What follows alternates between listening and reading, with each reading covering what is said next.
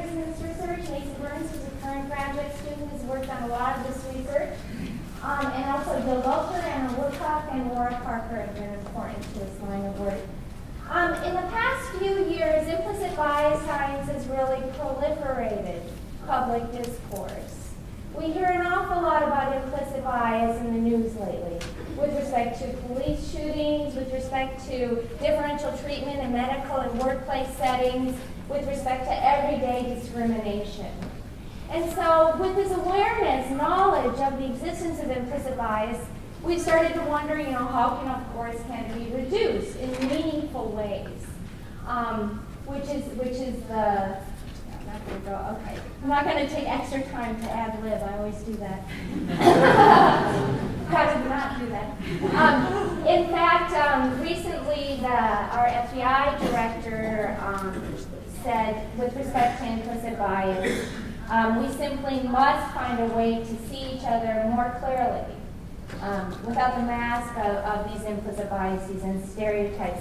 So in other words, we must root out and somehow overcome implicit biases. In looking at this in the field, we first looked at implicit biases as existing and that they can be measured, and then we looked at how they influence discriminatory responses and found that they're correlated. So this led to us asking, can these biases be reduced with certain strategies, the purpose of this symposium. The strategy that I'll be focusing on a lot is associative conditioning. Carrie set me up nicely. And how associative conditioning can reduce implicit biases as measured by things like the IAT. But the next important question, of course, is can these strategies also be effective in reducing discrimination, in reducing discriminatory outcomes? So we see a lot of, you can move the implicit biases around, but what effect do our strategies actually have on discriminatory responses? This is a question we've addressed less in the literature, and I'll be suggesting that it's a mistake to assume that if we've seen a reduction in implicit bias, that it's going to translate into reduced discriminatory behavior through a lot of our strategies that we use. Okay, so first I'll talk a bit about associative conditioning. A novel strategy that we've looked at in our lab has to do with self-linking, and by self-linking I mean a mirror link between the self and an out-group member. So it's my group. This person is in my group, or this person is in my class, this person is in my gym, but there's no cooperation, no actual interaction between people, so it's just linking with the self. So why should mirror self-linking potentially be an effective strategy for reducing intergroup biases? Just when we see people who are different from us in various contexts, why should that be effective? Well, we know that evaluations of the self are typically positive and they readily transfer to other objects and to other people. So we reasoned that even in the case of pre-existing implicit associations that are negative, so not novel groups, not minimal groups, we have these embedded implicit associations that are already existing. We might be able to see a reduction in those negative biases through self-linking, but that this would require conditioning, repeatedly pairing the self with the out-group member. So in this research, I'll first talk about, we used an adoption paradigm, and participants were told to adopt the mindset that they were adopting a baby from another country. And we're not using this as a strategy to suggest, I'm adopting or anything like that. It's just a potent way of experimentally creating a context in which we can create links between an out-group member and the self.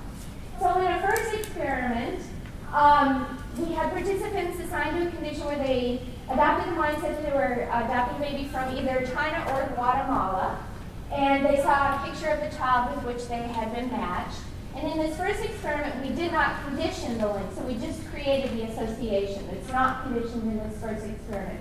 Then we assessed prejudice towards Chinese people. So the Guatemalan condition is our comparison group. We're expecting a reduction in connection with Chinese people overall through this self-linking. And we assessed explicit prejudice as well as implicit prejudice. Explicit prejudice isn't the focus of this symposium, so I'll just note that in this experiment and in the subsequent experiments, we did find that this mirror self-linking led to a reduction in explicit prejudice towards the out-group that was mediated by inclusion of the other with the self. Okay, so that was replicated across the experiments. We assessed implicit prejudice in terms of evaluative associations with the IAT, and in this first experiment without conditioning, we found no reduction in implicit prejudice. So then we went on to, in experiments 2 and 3, we actually conditioned the evaluative association, or the association between the self and the outgroup member. So we had our China control condition where it was a mirror link with the outgroup. They just adopt the mindset, see the baby, but it's not conditioned. In the China conditioning condition group, participants saw a picture of their baby and many other babies, and they repeatedly said, my baby, my baby, my baby. And there were not 485. Like in Terry's research. So, and in the not my baby condition, there weren't many Chinese babies presented. And in the Guatemalan condition, they repeatedly linked the self with their Guatemalan baby. Okay.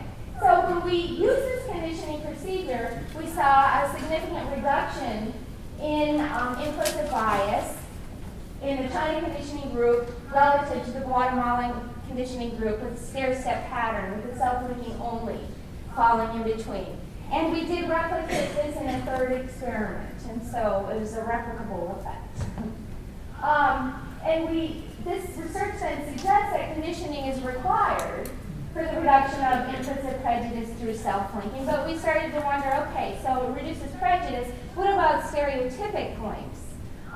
Would implicit stereotypes also be reduced through this conditioning, or what exactly are we doing with our evaluative associative conditioning procedures? So, and more broadly, we wondered if the effect of associative conditioning is specific to particular associations, leaving other associations perfectly intact. All right, so we addressed this question in other experiments that compared self-linking to counterstereotyping. And in this research in the self-linking condition, participants who were non-black were told that you're going to do this study with other, later you're going to be doing a task with some other people via the internet, and we randomly selected with all these pictures, and boom, they see pictures of 4 blacks and 1 white individuals. And we need for you first to be able to identify these individuals quickly.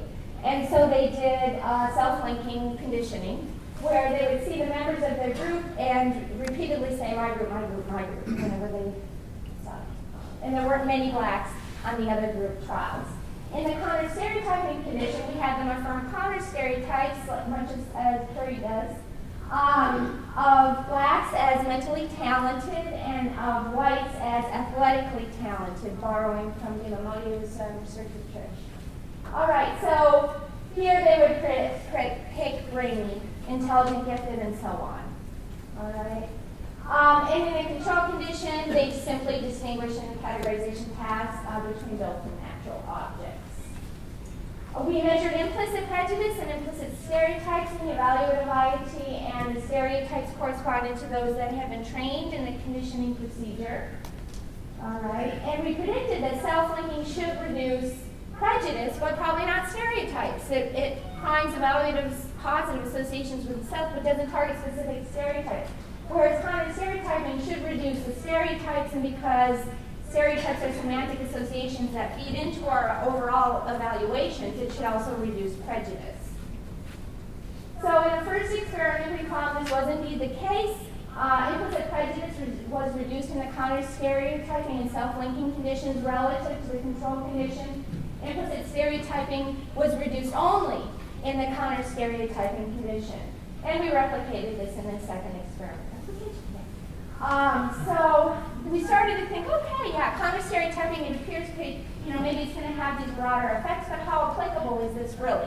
Unless we set up kiosks in every street corner where people can counterstereotype them, how are they going to do this in their everyday experiences? And so in a study, I'll just very briefly describe, we brought participants into a lab, and then during week 1, we had participants in the counterstereotyping condition do the computer task where they were associating blacks with successful, whites with unsuccessful, and then they control condition participants. And then they went away, and when they went away, we said, we'd like for you to practice this in your everyday daily life. And so whenever you see black people, or the topic of race comes up, think about counterstereotypes. Just asked them to do that. They came back after a week and then 2 weeks later as well, and you can see that the reduction in stereotyping as well as prejudice is persisting quite well across time. It's not getting better. There's still quite a bit of bias, yeah? But it is persisting some across time. So then we started to think about, well, what about behavior? Is this conditioning procedure going to work for reducing discriminatory responses? And for measuring discrimination, we used a stereotype inference task that participants believe that they're doing this reasoning task. It presented with sentences and pictures of people in which to generate a reasonable response, like this person could be an actor or a movie fan. Embedded among many critical trials, we have pictures of blacks that are paired with critical sentences. So you can describe this person either stereotypically or non-stereotypically. Likewise, this person and this person. And supporting the validity of this task, we found in 2 separate samples that it is significantly negatively correlated with internal motivation to control prejudice and positively correlated with performance on the IET. All right, so in this experiment we had, this is done with MTurk. I think the findings are cool. We were able to get them even over MTurk. We had participants in a control condition, no special instructions. Participants in the stereotype alert condition were told, this is a study about cognition and reasoning. But we found that people are sometimes using stereotypes in this task. So, please pay attention and try not to use stereotypes as you do our task today. And participants in a counterstereotype conditioning across many 400 plus trials, again associated blacks with successful, whites with unsuccessful. Then we measured implicit stereotypes with this implicit stereotyping task that mapped onto the counterstereotyping task. Blacks and whites were successful and unsuccessful. They did a filler reasoning task, and this was a true nice filler, taking about 10 minutes and really about reasoning in other domains. And it was pretty taxing. And then the stereotypic inferences task. So what did we find in terms of the implicit stereotyping? Even with this, doing this over an amateur, participants in the counterstereotype training condition, their implicit bias was reduced, cut about in half. But there was absolutely no reduction in the number of stereotypic inferences that they generated. This is a percentage out of 6. Okay, so absolutely no. You have just sat there and across 408 trials said blacks were successful, achieving, motivated, and yet you're still just as likely to say blacks are criminals, heroin addicts, and bums. All right? So it had absolutely no effect. And we wonder, why is this the case? And I think this is a question that's really important for us to address in future research. Conditioning, maybe it knocks down bias, but not enough. Okay? Maybe it affects directly involved associations only, leaving others in task. Or maybe when we use these conditioning strategies and it affects our implicit tasks, it has nothing to do with how we're going to evaluate real people in real contexts. The stereotype alert didn't even reduce bias on the stereotypic inference task, and that underscores the subtle nature of this task and that it's really it's not conscious, controlled processes at work, it's subtle processes. So how are we going to interrupt these subtle processes? And we turn to self-regulation as a potential way of doing that in the next experiment. And so when I refer to self-regulation, I'm referring to the self-regulation model that I've used in my research across the years, calling out at Trish's lab and David Modio and Ashley Plan. So this involves raising awareness of bias, activating discrepancies, providing insight to people of the existence of their own implicit biases. And we found that this creates negative self-directed affect, makes people feel a bit disappointed with themselves. And then people learn to associate their bias responses with the negative affect and stimuli in the environment that are predictive of prejudice responses. And this happens pretty automatically. It's this basic learning process. The fact that we've established those associations then means that in later situations, the presence of stimuli that remind you of the previous bias response can interrupt ongoing behavior, make you think twice just for that split second, and inhibit a biased response, replacing it with a non-biased response. So we examined this in the context of a this kind of paradigm we used in the experiment that I just described. So we had a control condition, no special instructions, a counterstereotype conditioning group, again, that received the same associated blacks were successful, and then a self-regulation condition. So how did we heighten awareness of discrepancies? What we had them do to heighten this awareness of discrepancies was to complete the should-would discrepancy scale that we've used in a lot of past research. Participants consider how they should respond to blacks in various situations, how they would respond, and across 16 different situations, and this kind of makes them aware that they have these biases where I do these things even though I think I shouldn't. And so we have discrepancy scores that are computed as the difference between the woulds and the shoulds. Are you responding with greater prejudice than you think you should? And summing those for their total discrepancy score. And we measured after that how they were feeling, focusing on negative self-directed affect is what we were interested in particular. When we look at the relation between discrepancies and internal motivation to control prejudice predicting negative self-directed affect, we replicated a finding that's been obtained in a lot of previous research. So people with larger discrepancies, they're realizing I could do this even though I think I shouldn't, are reporting greater negative self-directed affect. And that's especially the case as you get to higher levels of internal motivation to control prejudice. What's important for this is that the people who have just had the negative self-directed affect activated should then be thinking twice in the context of the stereotypic inference task that we present. Okay? And so after those manipulations, participants completed the stereotyping IAT, the filler task, and the stereotypic inferences task. Okay? We found that in terms of stereotypic inferences, again, counter-stereotype training reduced, in terms of implicit biases on the IAT, counter-stereotype training worked. Self-regulation training even reduced implicit biases. Yeah, you can really move these things around. We were kind of surprised at that, right? Because they weren't conditioned at all. They just had discrepancies activated. And looking at how long they took to do the IAT, we found that they took longer. So what they were doing is they slowed down overall in order to block the implicit bias from showing up in their responses. In terms of the percentage of stereotypic responses that were generated, we found, again, absolutely no difference. Counter-stereotype training had no effect. Overall, in the self-regulation condition, it had no effect on percentage of stereotypic inferences, but we're not expecting everybody to be on guard to interrupt ongoing responses to inhibit those biases. It's the people who are experiencing negative self-directed affect that should then regulate the responses in the subsequent situation. And indeed, we find that the degree to which participants experience negative self in connection with their discrepancies significantly predicted a reduction, led to a reduction, was associated with a reduction in stereotypic inferences that were generated. So what can we conclude from this research? Well, the extent to which implicit bias is reduced through conditioning, it's going to be strategy specific. What we use to reduce the bias might have certain specific effects in terms of implicit biases, may not generalize. And reduced bias on an implicit measure may not translate into reduced discrimination. Raising awareness and creating insight into one's biases and encouraging self-regulation can help us to see each other potentially more clearly, to remove the implicit bias, the influence of implicit bias. You know, police officers, medical communities, academic communities, all sorts of professional organizations, they want to know what can we do to reduce the effect of the implicit bias in our organizations.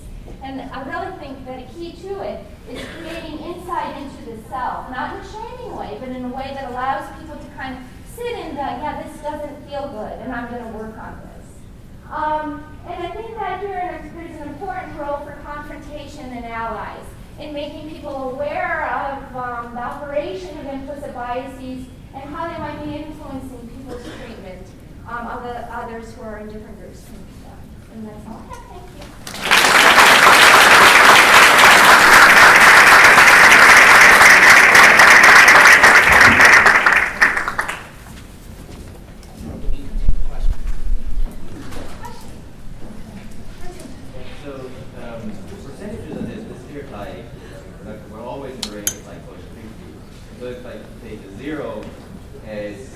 Benchmark, then obviously that would be fine. Another interpretation would be chance level. It's like they have an equal number of stereotypic but counterstereotypic. Basically suggest there's no bias on the stereotype application task to begin with, maybe for motivated reasons realized. So it's chance responses. So and basically what's just lingering behind is the implicit bias that basically has to become in line with what they're doing at the explicit level anyways. So basically the reason why there's no reduction in the stereotype application task is because there is no bias in the stereotype application task to begin with. Yeah, well, I think that it truly does tap into stereotypic inferences. It's correlated with explicites, but it's correlated with performance on bias. When we've used this task in our confrontation research, when you confront people about biases, they're less likely to respond in a stereotypic way.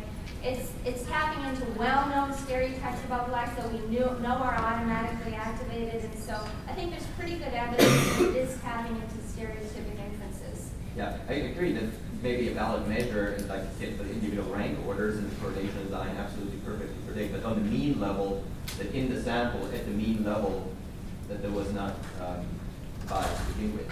You can still have like meaningful variance at the individual difference level, but the mean level at the sample level, that may be still chance level. So you would suggest that you could maybe you should be looking at I mean, one thing may be like looking at the correlation between implicit bias and the stereotype application within each of the three conditions, and what you may find. I did do that.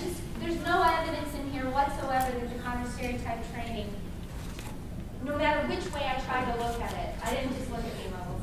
Yeah, so okay, I get you. I mean, I tried, looking at interactions with existing inputs, like with IMS, looking at within the condition, if there's the extent to which the reducing on the counter-stereotyping effect. There's just no evidence of an association there. It just doesn't. It would probably help to clarify what the base rate is for stereotyping. So I don't know if the assumption is that the base rate for stereotyping task is 50%. I think if it were a learning task, and you got chance levels, then you have to question whether anything's going on. So it would help to just check out the base rates out. At least show that 50% is above the base rate. Yeah. We have a control condition, so. Yeah, well. Yeah.